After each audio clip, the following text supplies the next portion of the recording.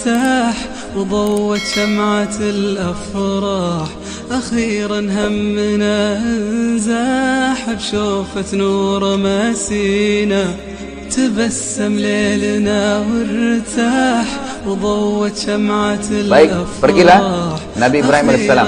Sebagian ulama mengatakan waktu itu Nabi Ismail AS memang sudah menerima wahyu juga. Sudah menerima wahyu gitu kan. Sehingga memang dia sudah tahu nih ayahnya dia siapa, nabi, apa, bagaimana beriman kepada Allah itu sudah tahu. Kesimpulan ceritanya begitu, ya. Maka Ismail pun pulang, tanya istrinya siapa yang datang, ada yang datang gini-gini, siapa dia, dikatakan Ibrahim, apa pesannya? Oh, pesannya agar mengganti tiang rumahmu gitu. Maka Nabi Ismail AS mengantar istrinya ke rumahnya dan diceraikan. Memang begitu kisahnya gitu kan. Kalau para nabi, perintahnya itu dari langit, bukan lagi main-main gitu, bukan kayak kita ya, masih terka-terka gitu kan. Baik, Nabi Ismail AS menikah lagi dengan orang lain, juga anak kepala suku dari Jurhum gitu kan. Yang kedua, Nabi Ibrahim AS waktu itu sudah ketemu Hajar, kemudian pulang ya. Datang lagi di waktu yang lain, tidak disebutkan berapa lama selisihnya, tapi kemudian datang lagi. Datang yang kedua, mendatangi lagi Ismail. Tidak ada Nabi Ismail AS ditanyakan kepada istrinya, Assalamualaikum, diberikan salam, kemudian ditanya bagaimana. Ini semuanya pujian. Alhamdulillah kehidupan kami begini, Alhamdulillah begini, Alhamdulillah begini, semua gitu.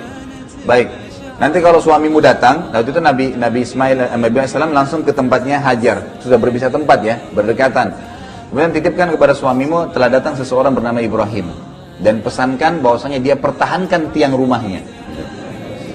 Ya. Maka selesai Nabi Ismail datang, kemudian ditanyakan siapa yang datang dan segala, lalu ditanyakan ada seorang nama Ibrahim dan menunggu di rumah ibu anda gitu kan, Hajar. Apa pesannya? Suruh pertahankan tiang rumah. Istrinya nggak tahu nih kalau dia disuruh pertahankan gitu kan. Maka Ismail mengatakan itu ayah saya dan dia minta agar saya mempertahankan kehidupan denganmu. Gitu. Lalu pergilah Nabi Ismail menemui Nabi Ibrahim alaihissalam, gitu kan. Ini tentu tidak disebutkan rentetan sejarah itu bagaimana waktu Nabi Ibrahim dari Ismail dari kecil sampai itu tidak disebutkan lagi. Kehidupan seperti biasa lah ya. Ini yang jadi saksi bahasan kita kena masalah ini. Beberapa hari saja bertemu dengan Ismail, ini baru hitungan hari ketemu. Setelah berapa tahun tidak ketemu gitu kan. Nabi Ibrahim AS sangat sayang ya dengan Ismail, apalagi memang ada informasi ya dari wahyu langit ini jadi nabi nih. Gitu kan? Ini jadi nabi. Maka Nabi Ibrahim AS sangat senang ya. Pada saat ya datang bertemu beberapa hari lalu datang perintah Allah. Apa perintahnya? Menyuruh Nabi Ibrahim menyembelih anaknya. Ini baru aja ketemu beberapa hari setelah berapa tahun gitu kan.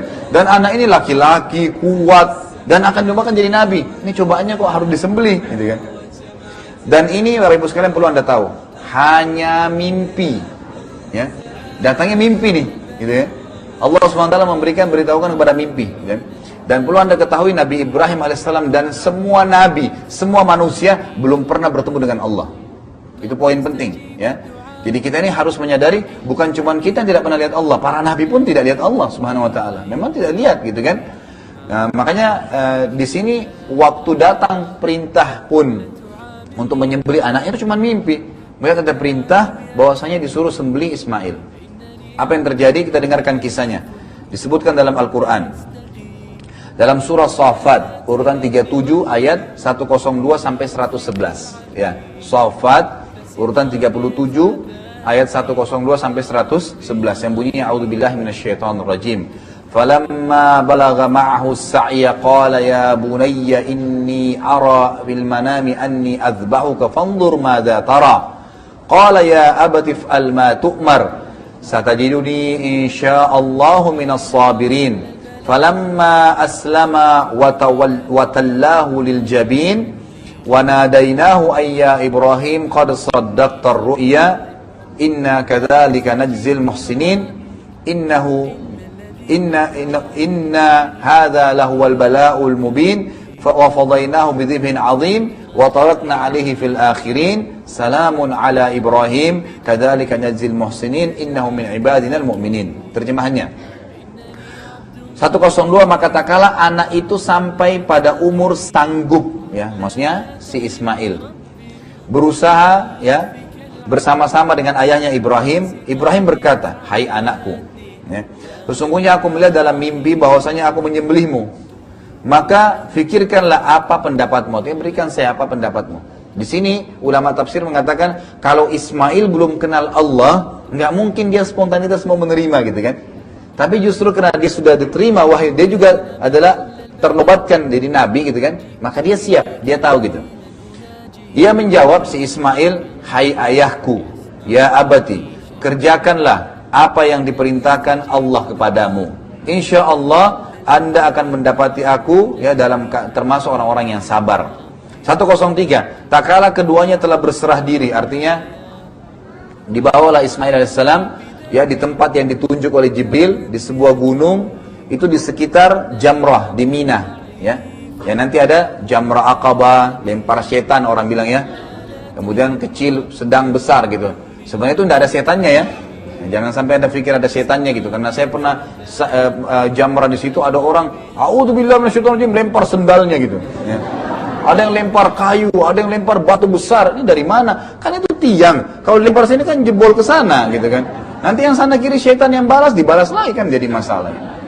Jadi nggak ada sebenarnya, dan itu cuma diambil kerikil kecil, sunnah saja.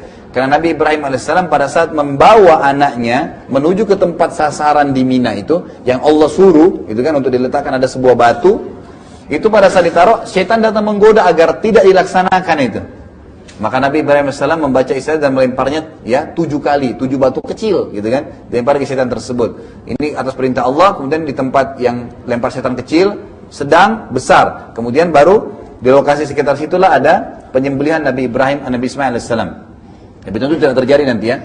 Kata Allah SWT 103, tak kala keduanya telah berserah diri. Nabi Ibrahim sudah akan niat menyembelih anaknya karena perintah Allah. Nabi Ismail sudah nyerahkan dirinya, baik sembelihlah saya kalau memang Allah yang suruh gitu kan.